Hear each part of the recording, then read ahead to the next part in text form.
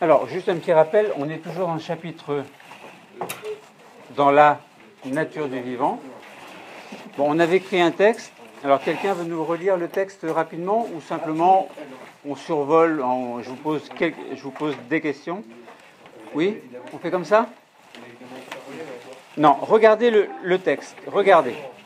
Observez le texte. Observez le texte. Regardez. Et vous commencez par le début. Donc on a écrit, tous les êtres vivants sont constitués. Alors, juste un petit rappel, on est toujours dans le chapitre dans la nature du vivant. Bon, on avait écrit un texte. Alors, quelqu'un veut nous relire le texte rapidement ou simplement on survole, je vous pose des questions. Oui, on fait comme ça? Non, regardez le texte. Regardez. Observez le texte. Observez le texte. Regardez. Et vous commencez par le début. Donc on a écrit, tous les êtres vivants sont constitués chimiques. Chut, tais-toi. Issus de la terre, eau et matière organique. On appelle GPL, ce qui veut dire potassium, glucine. Alors GPL, donc P, protides, on dit des fois protéines, et lipides. Ce sont des... Alors pour nous, c'est de la matière organique, mais par contre, ce sont des aliments, enfin ce sont des constituants des aliments. Si vous prenez par exemple une pomme de terre, alors glucine en majorité, glucine, sous forme d'amidon, et l'amidon, c'est une grosse molécule qui contient des petites unités que l'on appelle glucose. Et le glucose est un nutriment à l'issue de la digestion de la pomme de terre. C'est bon? Après, si vous prenez par exemple un beefsteak, du jambon, ce sont des protides ou protéines. Et la digestion des protéines donne de toutes petites molécules que l'on appelle des... Mais non, la protéine, c'est une grosse molécule constituée par des unités. Ces unités s'appellent des... Non, ça commence par acide. Non, pas acide. Acide aminé. Ça n'a rien à voir avec le chat. Non, c'est un moyen mnémotechnique. Aminé. C'est pour vous en c'est un moyen mnémotechnique pour vous en souvenir. C'est un acide aminé. Ça n'a rien à voir avec le chat. C'est une unité, c'est une petite molécule que l'on appelle un nutriment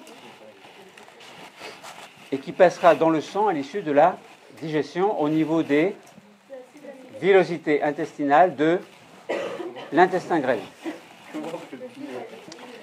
Alors, ensuite, cette unité chimique du vivant. Alors, souvent, les élèves ont du mal à comprendre ce que ça veut dire unité chimique. Alors, est-ce que quelqu'un peut me l'expliquer? Alors, d'abord réfléchir et ensuite donner la réponse. Pas lever la main spontanément, sauf si vous le savez, comme 2 et 2 font... Oui. Alors, ça veut dire quoi, unité chimique du vivant? Par contre, si vous savez, vous levez la main. Vous levez la main et vous attendez que je vous interroge. Ça me permet de voir qui sait, qui ne sait pas, qui a une réponse, qui n'a pas de réponse, qui ose parler, qui n'ose pas parler. Julie. Ça réagit avec quelque chose? Non, c'est pas ça.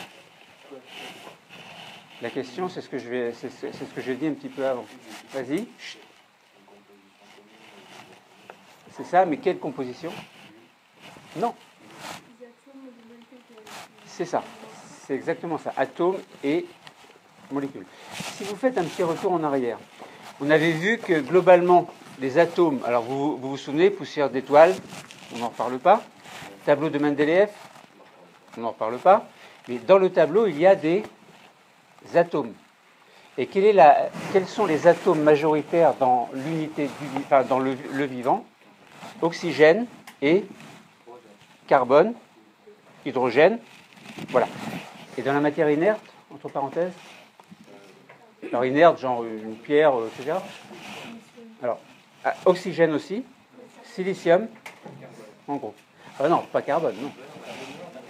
Le carbone, c'est pour la matière vivante. Voilà. Dans l'unité du vivant, tous les êtres vivants sont constitués de beaucoup d'oxygène au niveau atomique. Beaucoup d'oxygène, beaucoup de carbone, beaucoup d'hydrogène. Donc comme c'est tous les êtres vivants, on dit que c'est une unité chimique du vivant.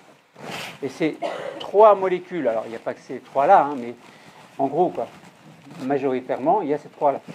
Et ces 3 atomes sont retrouvés dans plusieurs types de molécules. G, P, L. Donc glucides, lipides et protéines.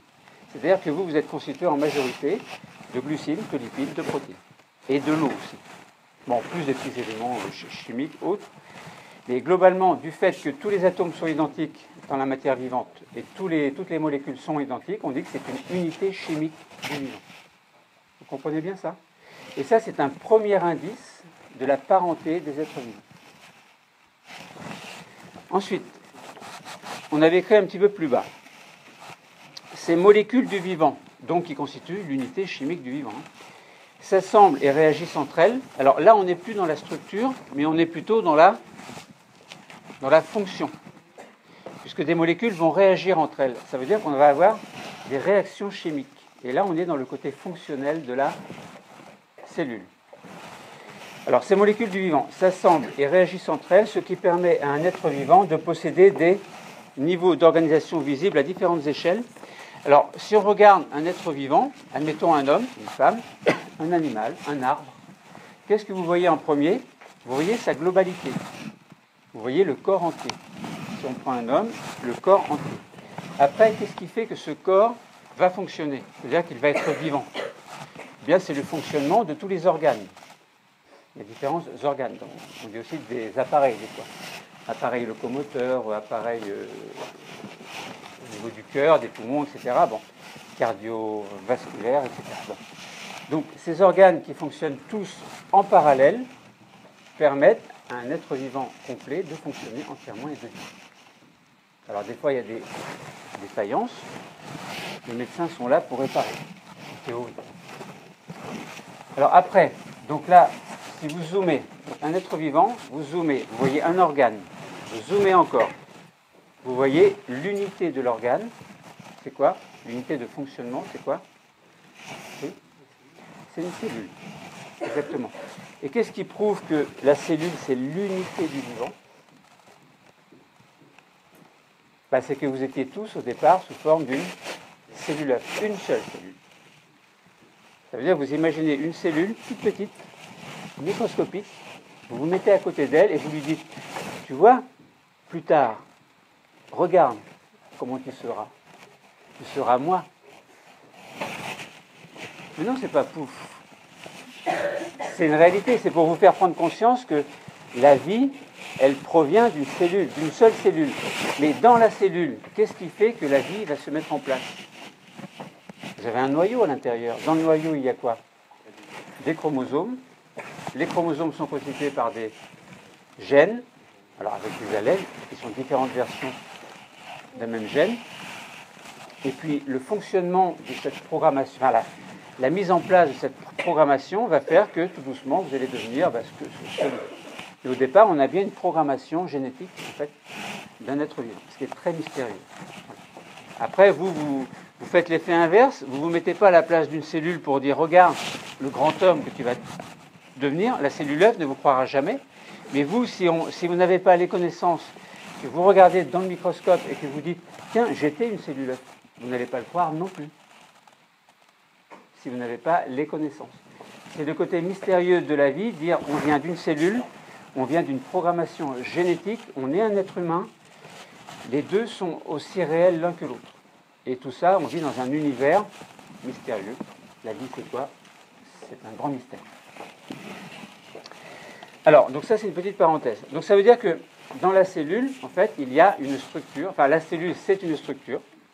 et il y a une fonction. Donc la cellule, c'est une unité structurale et fonctionnelle. Voilà, alors après maintenant, point de vue du côté fonctionnel. Point de vue du côté fonctionnel. Ça se dit ça? Du point de vue du côté fonctionnel. Qu'est-ce qui fait que la cellule va avoir une fonction? Si vous avez une réaction chimique, par exemple de l'oxygène avec du glucose, donne du CO2 avec de l'eau plus de l'énergie, est-ce que c'est une réaction chimique ça? C'est pas peut-être, c'est oui, c'est une réaction chimique. Vous avez oxygène, vous comprenez bien? Oxygène, O2, plus un nutriment que l'on appelle le glucose. Le glucose, on va dire. C'est un glucide, oui, mais le glucose, la plus petite unité, voilà, c'est le glucose. Donc oxygène plus glucose, c'est une respiration cellulaire ou pas? Si la cellule prend du glucose, si elle prend, écoute Edouard, si la cellule prend du glucose, si elle prend de l'oxygène aussi, le glucose va être oxydé par oxygène, oxydé par l'oxygène. Et l'oxydation crée de l'énergie. Vous êtes d'accord avec ce principe? Donc ça veut dire que si la cellule prend de l'oxygène, elle respire. C'est une respiration cellulaire. Nous, quand on prend de l'air, vous inspirez, puis vous expirez. Lorsque vous inspirez, l'air passe dans les poumons, il va dans les alvéoles pulmonaires. Les alvéoles pulmonaires ont une membrane, une paroi. Donc l'oxygène qui est dans l'air va traverser la paroi, il va arriver dans les capillaires sanguins, et le sang va capter l'oxygène au niveau des globules rouges, et dans les globules rouges, au niveau de l'hémoglobine. Donc l'hémoglobine va se fixer à l'oxygène, et dans le globule rouge, qu'est-ce qui va se passer? Pas rien, seulement les globules rouges sont des sacs à oxygène. Tous les oxygènes sont fixés sur l'hémoglobine. En fait. Et les globules rouges, ils font quoi au niveau du sang? Ils circulent. Ils vont à tous les endroits du corps et ils libèrent leur oxygène. Et en parallèle, lorsque vous mangez, la digestion se fait, vous avez du glucose, entre autres, qui passe dans le sang, qui circule aussi, qui va arriver jusqu'aux cellules, ce qui fait que chaque cellule possède de l'oxygène et du glucose. Donc elle peut à l'intérieur faire la respiration cellulaire, c'est-à-dire produire de l'énergie. Donc ça veut dire que chacune des cellules est capable de vivre si elle est capable de faire la respiration cellulaire. Dès l'instant où c'est plus possible, la cellule va mourir. Alors c'est important de dire la cellule meurt si la fonction n'existe plus, c'est-à-dire si le métabolisme n'existe plus, et non pas dire la cellule meurt puis le métabolisme n'existe plus. On ne peut aller que dans un sens. On ne peut pas mourir, puis le corps s'éteint. Il faut d'abord que le corps s'éteigne. Vous comprenez la nuance? Ça n'a pas la même connotation. Bon, bref, une seule réaction chimique dans la cellule, ça correspond à une fonction, et c'est une partie du métabolisme. Vous comprenez bien ça, hein? Le métabolisme représente le côté fonctionnel de la cellule. Et dans la cellule, il n'y a pas une réaction chimique type respiration cellulaire. On a des milliards de réactions à chaque seconde. La cellule, elle vit incroyablement avec ses réactions chimiques. Bon, vous comprenez ça, hein? Donc ça veut dire quoi? Ça veut dire que ce métabolisme, en fait, il existe, il permet à la cellule de fonctionner. Mais maintenant, vous vous mettez dans la place d'une cellule œuf. Qu'est-ce qui va permettre à la cellule d'avoir un métabolisme? Quel est le point de départ? Vous voyez tout le côté mystérieux de la vie d'une cellule. Vous dites, bon, ok, je sors du noyau. C'est-à-dire, je vais au-delà des chromosomes. Je me mets dans le cytoplasme. Vous avez à l'intérieur des réactions chimiques. Vous êtes d'accord avec ce principe? Qu'est-ce qui va initier ces réactions chimiques? Mystérieux aussi. Mais on sait bien que les gènes vont s'exprimer pour donner des réactions. Alors, vous verrez en premier S, les mécanismes qui permettent de passer d'un gène à un caractère. Mais là, en gros, ça veut dire que si chaque gène s'exprime, imaginons, on va dire un truc un peu bête, la couleur de vos yeux. Il y a bien des pigments dans vos yeux. Eh bien ça, c'est dû à l'expression d'un gène. Un gène s'exprime pour donner un pigment, admettons. Donc le pigment, par exemple, c'est le caractère. Mais entre le caractère et le gène, il y a des étapes intermédiaires. Et sachez que chaque gène va permettre la formation d'une protéine, en fait. Par contre, si tu ne l'écoutes pas, tu vas perdre le fil. Il y a un fil à suivre. Je vous amène à ce qu'on veut faire aujourd'hui. Donc un gène s'exprime en donnant une protéine. Ça, programme de première S, je ne peux pas vous en parler aujourd'hui. Cette protéine-là, elle va avoir une fonction. Imaginons une réaction avec un substrat. Le substrat, c'est une substance de départ qui va se transformer, en fait. Par exemple, je prends un substrat, suite à une transformation, ce substrat va donner un produit. Eh bien, très souvent, il faut qu'il y ait ce qu'on appelle une enzyme. Et une enzyme, c'est quoi? C'est un assemblage d'acides aminés, et un assemblage d'acides aminés qui correspond à l'expression d'un gène précis va donner ce qu'on appelle une protéine. Donc ce sera une protéine enzymatique. Et le substrat va donner le produit à la condition, par exemple, que l'enzyme permette la catalyse du substrat en un produit. Vous comprenez ça? Donc ça, c'est un gène précis qui, l'expression de ce gène va donner une protéine, en fait. Mais vous comprenez bien que si ce gène précis n'existe pas, ou ne peut pas s'exprimer, à ce moment-là, le substrat ne pourra pas donner un produit. Il y aura une déficience enzymatique, qui fait que, par exemple, ça peut correspondre à une maladie, par exemple une intolérance au glucose, etc. Vous comprenez aussi ça? Si par exemple vous prenez, tout à l'heure j'ai parlé de pommes de terre, vous mettez une pomme de terre dans votre bouche, qu'est-ce qui se passe? Vous mâchez. La salive, elle fait quoi? Elle imprègne les petits morceaux de pommes de terre. Et dans la salive, il y a une enzyme que l'on appelle amylase salivaire. Eh bien, si cette enzyme n'existe pas, ça veut dire que la digestion de votre pomme de terre ne va pas pouvoir se faire. On dit, vous allez avaler la pomme de terre, mais il n'y aura pas de digestion. Vous comprenez un peu le problème? Bon, donc ça veut dire que, en fait, un gène qui s'exprime aura indirectement une fonction précise. Des fois ça marche, des fois ça ne marche pas. Si vous prenez par exemple la mucoviscidose, c'est une maladie héréditaire aussi, c'est dû à des défaillances génétiques. Donc ça veut dire qu'il y a trop de mucus au niveau des bronches, etc. Et la personne a des problèmes. En bref, ça c'est pour vous illustrer un petit peu ce que vous allez travailler un petit peu l'an prochain. Et c'est pour vous faire comprendre aussi que ce que l'on fait au niveau cellules, ce que l'on essaie de comprendre au niveau du métabolisme, c'est très important. Et ça veut dire que le métabolisme, regardez, si je vous dis substrat d'un produit, s'il y a l'enzyme précise ici, est-ce que c'est une réaction du métabolisme? Eh bien oui. Voilà. Et des réactions comme ça, il y en a des milliards. Voilà. Donc, à votre avis, est-ce que le métabolisme dépend du programme génétique?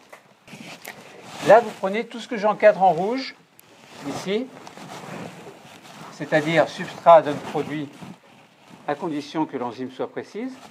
Et ça, on va dire, c'est grand M, c'est le métabolisme. Tout ce qui est là, on va dire, c'est le programme génétique. Est-ce que le programme génétique influe sur le métabolisme? Là, clairement, vous voyez bien que oui. Parce que s'il n'y a pas ce gène-là, l'enzyme ici n'existe pas, donc la réaction du métabolisme ici n'existe pas. Donc là, on a bien démontré, indirectement, que le métabolisme dépend du programme. Voilà. Et est-ce que le programme dépend du métabolisme? Parce qu'on pourrait essayer de raisonner dans l'autre sens. On ne va pas en parler, mais il y a quand même il y a aussi une influence. C'est bon? Hein. Donc ça, là je vous parle comme ça, je vais au-delà de ce que vous devez savoir pour que vous compreniez mieux ce que vous allez faire après, au niveau de la classe de seconde. Bon, vous avez compris? Donc notre objectif aujourd'hui, ce sera de démontrer que le programme génétique dépend du métabolisme. C'est ça? C'est ça ou pas? Non, c'est le contraire. Notre objectif aujourd'hui, la problématique que l'on va poser après, et sa résolution, ce sera pour montrer que le métabolisme dépend du programme génétique. C'est bon? Donc voilà, ça c'est pour le principe de ce qu'on va faire. Donc là du coup, on avait marqué de nombreuses réactions chimiques se déroulent dans une cellule. C'est ce que l'on appelle le suivez le fil directeur à chaque instant. Ne décrochez pas. Parce qu'autrement, est-ce que vous savez le nombre de fois qu'un enseignant dit écoutez, ou le nombre de fois qu'il constate qu'un élève ne suit pas, et l'élève inconscient qui ne suit pas, le professeur, lui, le sait. Et c'est pour ça qu'on répète beaucoup de fois la même chose.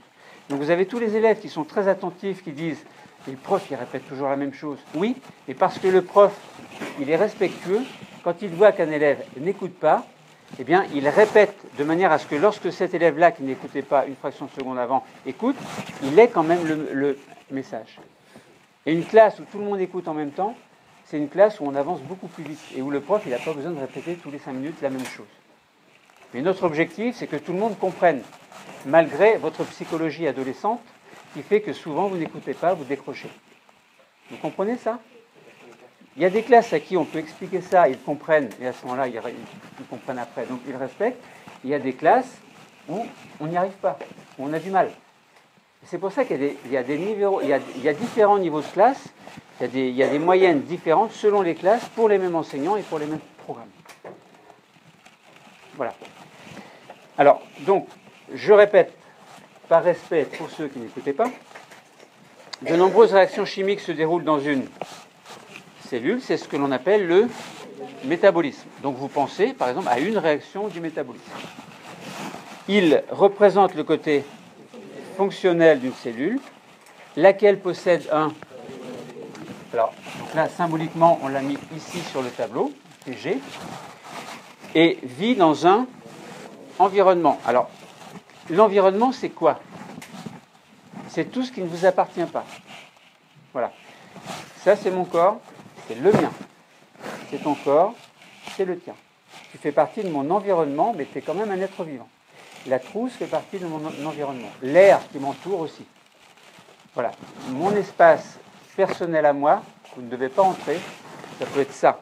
Vous ne devez pas entrer dans mon espace. Et je ne dois pas entrer dans votre espace. Enfin bon, c'est symbolique. Quand je passe ici, j'entre dans votre espace automatiquement dans les rangs.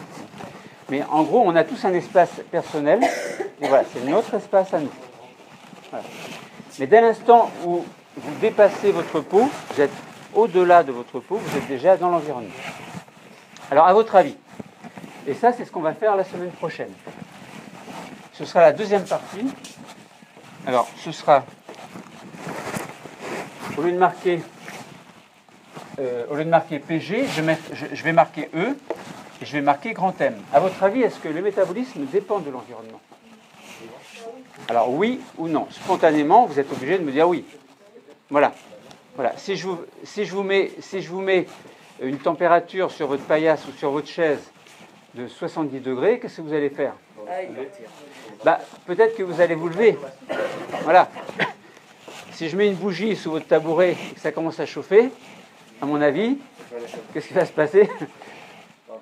Le tabouret va peut-être brûler, mais après, donc vous dépendez de l'environnement. Symboliquement, c'est pour vous dire que votre corps, il vit dans un environnement qui a une certaine température. Qu'est-ce que j'ai dit? Voilà, t'as pas oublié, t'as pas compris, t'as pas écouté, tu es irrespectueux et tu es au centre de la classe. Tu es concentré au centre de la classe. Vous avez compris? Ah, c'est dommage.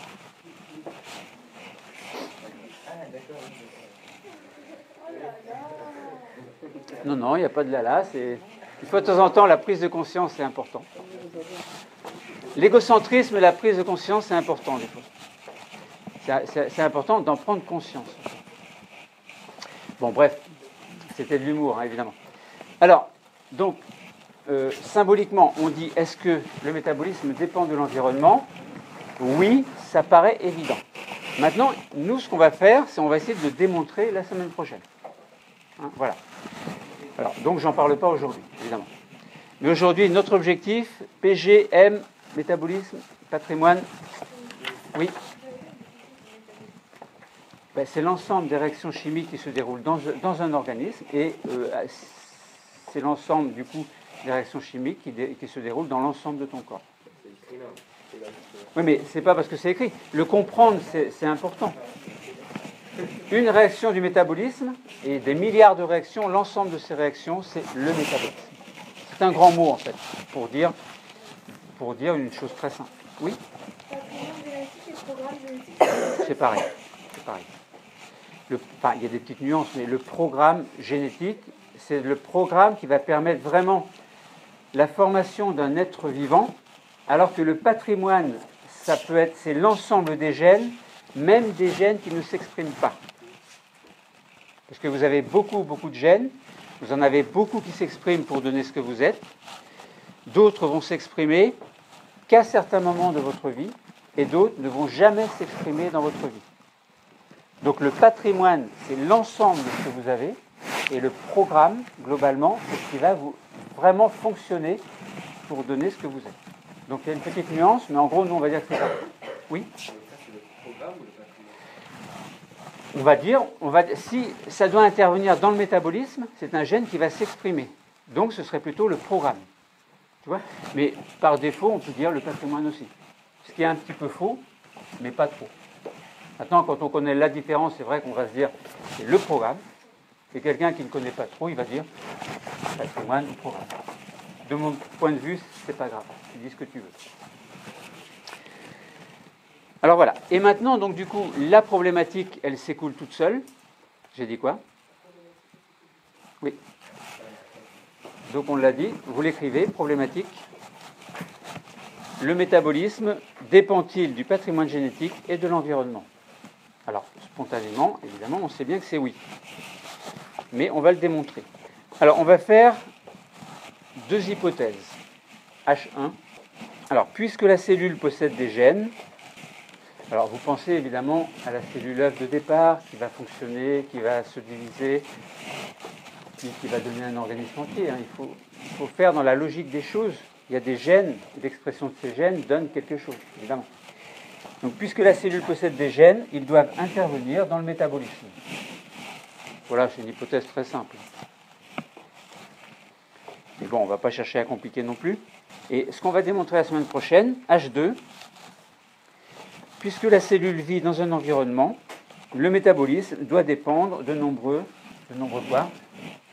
On va dire les éléments de l'environnement qui peuvent influencer sur un être vivant. C'est quoi ? Ce qui vous vient à l'esprit.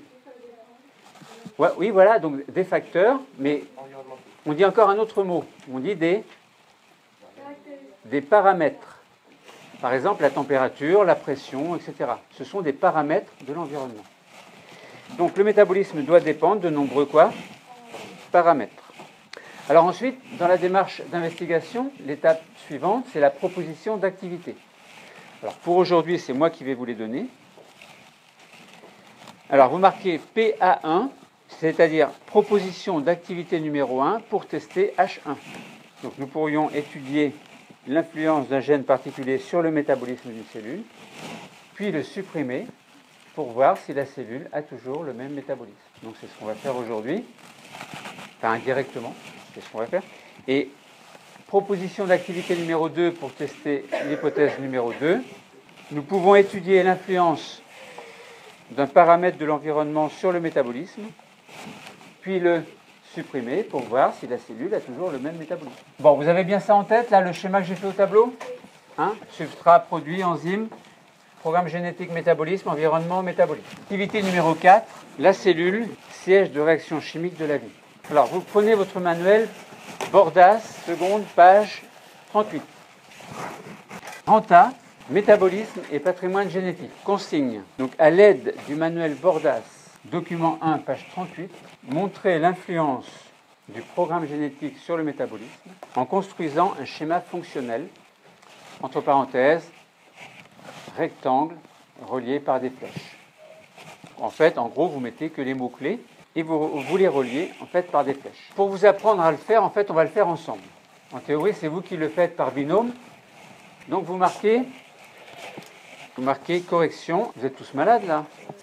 Par contre, ce que je voudrais, c'est que vous écoutiez bien le fil directeur. Parce qu'il y a des élèves qui continuent à parler, en fait, malgré tout. Et ça, c'est agaçant. Il faut arrêter. Hein. Donc, il y a un fil à suivre. Je vais lentement pour que tout le monde comprenne bien, que vous ressentiez les choses, mais seulement, il faut être attentif. Alors, on va mettre la référence du document. Donc, ce sera... on va mettre le doc 1 tout en haut à gauche. Hein. Vous marquez doc 1, Bordas. Donc, c'est le manuel Bordas seconde. Et c'est la page 38 uniquement. Donc, vous mettez ça dans un rectangle. Et les rectangles, vous les faites à main levée. Hein. Vous ne prenez pas la règle. Hein. Sinon, on va être 3 heures. Alors, le mot-clé aujourd'hui, c'est quoi? Donc, à mesure que je pose des petites questions, vous essayez d'y répondre, sans tous parler en même temps, évidemment. Hein. Alors, le métabolisme, ça, c'est le mot-clé aujourd'hui. Et le deuxième mot-clé, c'est quoi? Alors, on met sous forme symbolique, on met simplement PG. Et là, vous reliez PG à métabolisme avec une flèche et vous marquez PB, point d'interrogation. Ça veut dire que là, on pose la problématique. Si vous lisez ces 3 choses, ça veut dire, est-ce que le programme génétique influe sur le métabolisme ou le métabolisme dépend-il du programme génétique? On peut aller dans les deux sens. Ça veut dire que ce schéma fonctionnel, vous pouvez le transformer en un texte. Alors, et comme on anticipe un petit peu pour la semaine prochaine, vous marquez E, vous encadrez, vous mettez une flèche vers métabolisme et vous marquez PB, ça veut dire problème, point d'interrogation. Donc là, ça veut dire on pose la problématique. Le métabolisme dépend-il de l'environnement ou l'environnement influe-t-il sur le métabolisme? Et comme aujourd'hui, on fait PG métabolisme, vous encadrez en rouge, à main levée, vous repassez en rouge, voilà, avec sa flèche. Là, on est dans un raisonnement, une démarche qu'on appelle spiralaire. Ça veut dire que les éléments, on les reprend régulièrement pour les affiner ou les approfondir. Ensuite, vous marquez en dessous la cellule, siège de réaction chimique de la vie. Donc, c'est ce que vous aviez écrit tout à l'heure dans l'activité numéro 4. Hein. Donc, je reprends simplement cette phrase-là pour bien l'insérer dans le schéma fonctionnel. Et vous encadrez à main levée.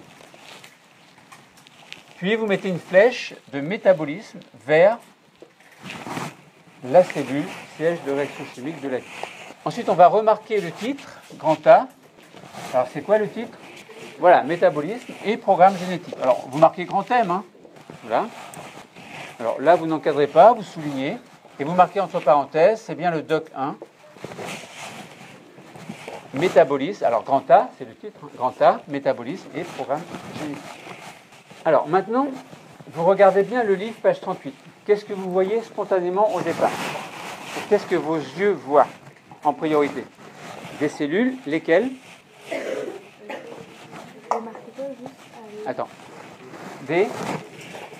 C'est ça, ce sont des levures. J'ai marqué quoi où? Là, la cellule. Un C barré. Alors, c'est ça, donc on voit des levures. Donc, vous marquez quoi? Alors, levure, je peux les mettre en vert, par exemple. Alors, on ne va pas marquer la levure, on va marquer levure. Cellule, c'est une unité cellulaire.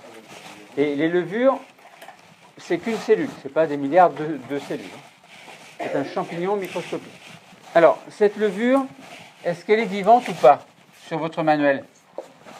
Alors, sur le manuel, non. Mais vous imaginez, vous mettez des levures dans le tube à essai, vous mettez de l'eau, vous mettez ce qu'il faut, et elle est capable de vivre. Donc, si vous regardez au microscope, alors, la levure, elle vit ou pas? Oui. Donc, on peut écrire que la levure, elle vit. Et si elle a tout ce qu'il lui faut pour vivre et pour être heureuse, entre guillemets, hein, bon. Levure, on ne dit pas qu'elle est heureuse, mais non. Symboliquement, qu'elle a tout ce qu'il faut pour quoi? Pour se reproduire. Donc elle est capable de vivre et de reproduction. Et là, vous encadrez, pareil. Donc on a 3 mots, levure, et une flèche vers la vie plus la reproduction. Donc la levure est capable de vivre s'il y a des éléments sous la flèche, vous marquez éléments chimiques du milieu. Donc ça veut dire que son milieu de vie, ce qui est en vert, c'est juste le mot levure à chaque fois. Alors levure, vie plus reproduction, s'il y a des éléments chimiques du milieu, eh bien la cellule, elle est capable de... Donc ça c'est la condition, c'est qu'il lui faut ce dont elle a besoin. Alors, donc du coup, la levure, grâce aux éléments chimiques, et là, vous faites en rouge. Elle est capable de quoi? D'avoir si elle vit, si elle est fonctionnelle, elle a un métabolisme. Voilà, et vous encadrez en rouge. Ça veut dire que de levure, à partir du mot levure, vous faites une petite flèche vers le bas et vous marquez métabolisme. Et si elle a un métabolisme, alors elle est capable de quoi? De vivre et de se reproduire. Ça veut dire que je mets 2 flèches vers les mots vie et reproduction. Donc vous voyez, ce schéma fonctionnel, il est très clair. Si vous faites des fiches de révision, admettons pour le bac, pour les examens, c'est facile de retenir ce genre de choses-là. Là, si on résume ce qu'on vient de faire, le programme génétique influe-t-il sur le métabolisme? C'est le problème que l'on a posé. Ensuite, on a marqué le titre, c'est la cellule, le titre de l'activité numéro 4, c'est la cellule siège de réaction chimique de la vie. Ensuite, on met le titre Grand A, métabolisme et patrimoine génétique. Et puis, dans notre cas précis, on étudie la levure. Donc, une cellule, levure, est capable de vivre et de se reproduire si, grâce aux éléments chimiques du milieu, elle est capable d'avoir un métabolisme. Et tout ça relié par des flèches. Alors, la phase d'après, je remets le mot métabolisme. Alors, ne le remarquez pas, vous, évidemment. Là, j'ai plus de place. Donc, je bascule sur la deuxième partie du tableau. Le mot métabolisme qui est là, je vais reporter là-haut. Et après, je reprends mon stylo noir et je mets une flèche métabolisme vers le bas. Alors, dans le manuel, si vous regardez bien en bas à gauche, vous avez un montage. Comment est-ce qu'on appelle ce montage? C'est un montage EXAO, c'est-à-dire expérimentation assistée par ordinateur. Donc ça veut dire que pour étudier ce métabolisme, on va faire une étude expérimentale. Donc vous marquez sous la flèche étude expérimentale. Et comme c'est une expérience EXAO, vous le marquez entre parenthèses EXAO. Donc c'est une expérimentation. Donc ça veut dire qu'il y a une expérience qui va être faite et vous avez une sonde. Vous avez une sonde qui va être reliée à un ordinateur et l'ordinateur va vous représenter sous forme d'un graphique les résultats de l'expérience. Mais non, toi tu ne reportes pas. Ta flèche, elle est en bas. La flèche qui est là, elle est là. Alors, lorsque vous avez une étude expérimentale à faire, vous avez une suite d'étapes. Et la suite d'étapes s'appelle un protocole. Donc, nous, on va écrire le protocole. Enfin, on ne va pas écrire le protocole, mais on écrit le mot protocole expérimental. Voilà, vous encadrez et vous mettez une flèche vers le bas. Et maintenant, ce qu'il faut qu'on marque, c'est le principe de l'expérience. C'est-à-dire, quelle étude expérimentale on va faire. Donc, je vous laisse quelques instants pour réfléchir. Et dites-moi de quoi il s'agit. Quelle étape du métabolisme ou quelle réaction du métabolisme on va chercher à mettre en évidence? Alors, oui, pas la reproduction, non, c'est ça. Ce sera l'étude de l'évolution de la concentration en dioxygène en fonction du temps. Donc, c'est ça. Donc là, vous allez écrire mesure. Vous écrivez mesure. Alors, la concentration en dioxygène, vous marquez comme ça. Vous marquez O2 et vous mettez entre crochets. Donc si vous marquez O2 entre crochets, ça veut dire concentration en dioxygène. Donc là, ça veut dire on mesure la concentration en dioxygène en fonction de quoi? En fonction du temps. Vous remettez une flèche et vous faites symboliquement un tout petit graphe qui ressemble à ça, où vous marquez en ordonnée, vous marquez O2 entre crochets, donc ça veut dire concentration en O2, et sur l'axe des abscisses, vous marquez temps. Et là, symboliquement, ça veut dire que vous mesurez la concentration en dioxygène en fonction du temps, et vous écrivez, comme vous écrivez en mathématiques, par exemple, y égale f de x. Vous faites simplement ce que j'ai fait au tableau. Et si vous regardez en bas à droite de la page 38, vous avez ce graphique. Vous avez les résultats, vous avez 3 courbes. Et bien après, ce qu'il faudra, c'est qu'on interprète ces résultats. Mais là, on n'est pas là encore. Donc là, vous encadrez mesure de O2 en fonction du temps. On est dans un schéma fonctionnel. C'est bon? Vous avez compris ou pas? Vous comprenez ce qu'on fait là? Si quelqu'un ne comprend pas, vous dites. Là, je ne vais pas très vite quand même. Bon. Maintenant, vous remarquez une flèche vers le bas. Il y a combien de milieux? On va préparer combien de milieux? 3 milieux. Donc cette flèche vers le bas, ça va correspondre en fait à un grand trait horizontal où je mets une flèche à chaque bout et une flèche au milieu. Et je vais marquer grand M A pour milieu A, grand M B pour milieu B et grand M C pour milieu C. Alors maintenant, comme on est dans le protocole expérimental, on va mettre, vous allez imaginer, on prend 3 tubes. Donc dans le premier tube, on marquerait MA. Dans le deuxième, on marquerait MB avec un marqueur pour avoir un point de repère. Et dans le troisième, on marquerait MC. Puis ensuite, on va mettre des choses à l'intérieur de chaque tube. Comme c'est marqué dans votre livre, pour le tube MA, donc vous mettez une petite flèche vers le bas à chaque fois. Là, et qu'est-ce qu'on met? En premier, on met de l'eau. Est-ce qu'on met de l'eau dans les 2 autres tubes? Oui. Est-ce qu'on met la même quantité? Si. Parce qu'on veut les mêmes conditions dans chaque tube. Et là, ce qu'on étudie, ce n'est pas l'influence de l'eau sur le métabolisme, c'est l'influence de l'oxygène. Donc ce qui sera variable, ce sera l'oxygène. Et le temps, évidemment. Oui. Je crois qu'on était censé regarder par rapport au PJ. On n'est pas arrivé là encore. Là, pour l'instant, on est dans le protocole. Donc on va mettre des choses dans les tubes. Après, on va avoir des réactions. Et c'est l'interprétation de ces réactions au vu des résultats qui vont nous permettre de conclure par rapport au PG. C'est-à-dire que toi, tu poses la question au départ sans avoir étudié le protocole, en fait. Donc on met de l'eau dans les 3 cas. Est-ce qu'on met des substances minérales dans les 3 cas? Oui. Donc vous marquez SM.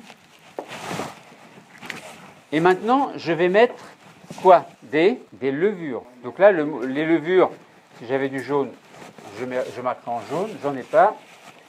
Je marque en noir. Et je marque dans les 3 cas levure. Je marque dans les 3 cas levure. Si vous voulez parler, vous levez la main. Oui?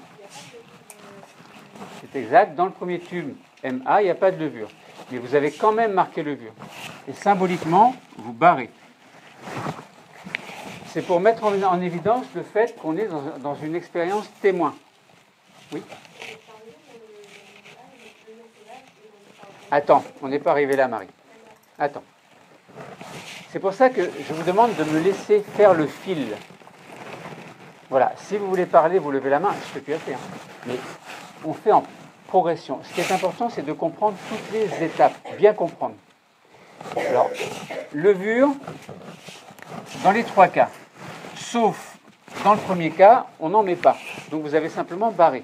Voilà. Symboliquement, pour dire, comme j'ai dit, je reviens un petit peu en arrière, ce sera l'expérience témoin. Par rapport à l'oxygène, en fait, on va regarder si la quantité d'oxygène varie là où il n'y a pas de levure. Et on va regarder si l'oxygène varie dans le milieu B, là où il y a des levures, et dans le milieu C, là où il y a des levures. Oui, mais dans le MB, c'est rajouté sauvage. Alors maintenant, je vous pose la question, c'est quoi une levure sauvage? Oui. Alors, c'est une levure, en fait, que l'on va retrouver en majorité dans la nature. C'est celle qui s'exprime le plus au niveau génétique, celle qu'on retrouve en quantité importante. Contrairement aux levures que l'on appelle comment? Mutantes, que l'on ne trouve que exceptionnellement. Donc, autrement dit, une levure mutante, c'est une levure qui est rare, au départ en tout cas. Après, dans l'évolution, elle peut devenir aussi sauvage. Donc, ça n'a rien à voir avec le caractère sauvage, un animal sauvage, etc. Ça n'a rien à voir avec ça. En génétique, c'est un organisme qui est, enfin, un gène en tout cas, qui va s'exprimer de manière importante. Vous comprenez ça? Bon, je simplifie évidemment ce que je dis. Alors maintenant, qu'est-ce qui va faire qu'on va différencier sauvage de mutant? Si on parle de mutants, il faut qu'on parle de programme génétique. Et c'est là où, pour ceux qui réfléchissent avant de poser les questions, c'est là où on s'aperçoit que le programme génétique intervient. On va prendre un gène RHO.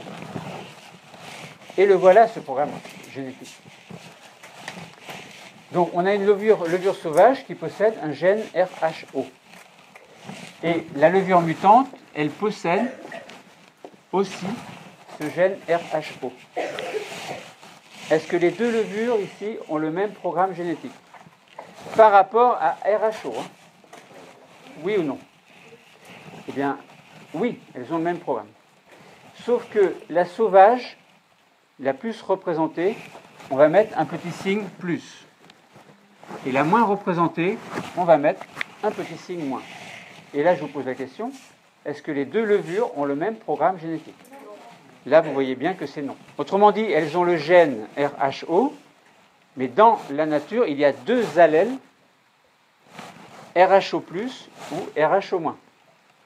Les allèles sont des versions, sont différentes versions d'un même gène. Ça, on l'avait vu en troisième. Donc, ça veut dire que vous allez encadrer ça.